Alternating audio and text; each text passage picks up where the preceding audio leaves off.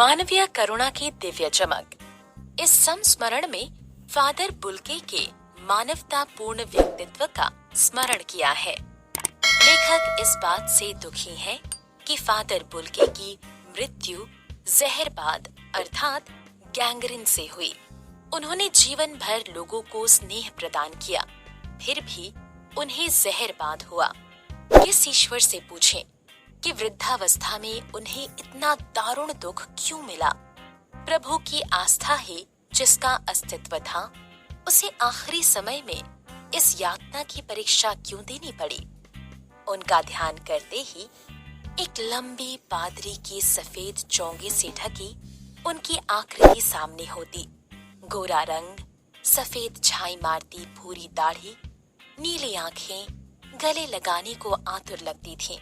लेखक का उनसे 35 सालों का स्नेहपूर्ण संबंध था। उन्हें याद करना करुण संगीत सा लगता है और देखना करुणा में स्नान करने जैसा। फादर बुल्के से बात करने पर मन में कर्मशील होने का संकल्प जागृत होता था। लेखक जब इलाहाबाद में थे तो परिमल नामक साहित्यिक संस्था के सदस्य थे।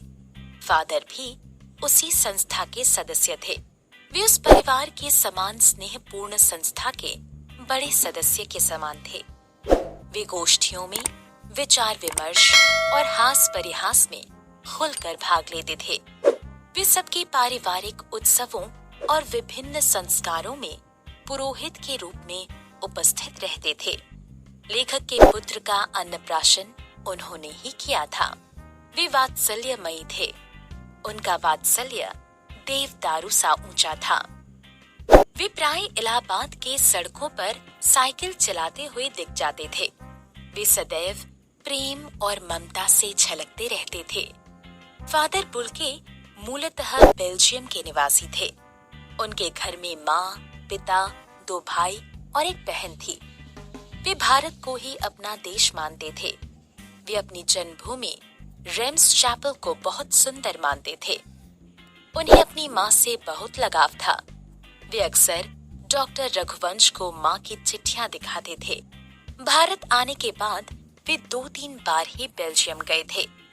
सन्यासी बनने के प्रश्न पर वे इतना ही कहते थे कि वे प्रभु की इच्छा से सन्यासी बने।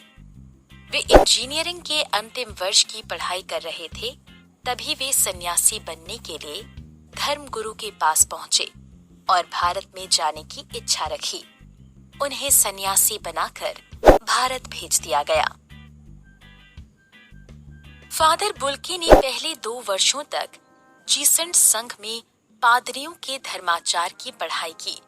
फिर 9 से 10 साल दार्जिलिंग में पढ़ते रहे।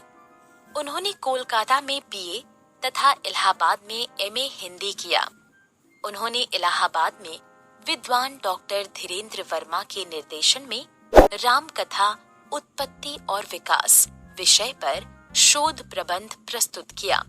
उन्होंने नील पंछी नाम से ब्लू बर्ड नाटक का रूपांतर किया। बाद में वे रांची के सेंट जेवियर्स कॉलेज में हिंदी और संस्कृत के विभागाध्यक्ष रहे। यही उन्होंने प्रसिद्ध हिंदी अंग्रेजी कोश तैयार किया और बाइबल का अनुवाद भी किया। 73 वर्ष की आयु में जहरबाद से उनकी मृत्यु हो गई। Hey there. Subscribe to my channel. And also press this bell icon.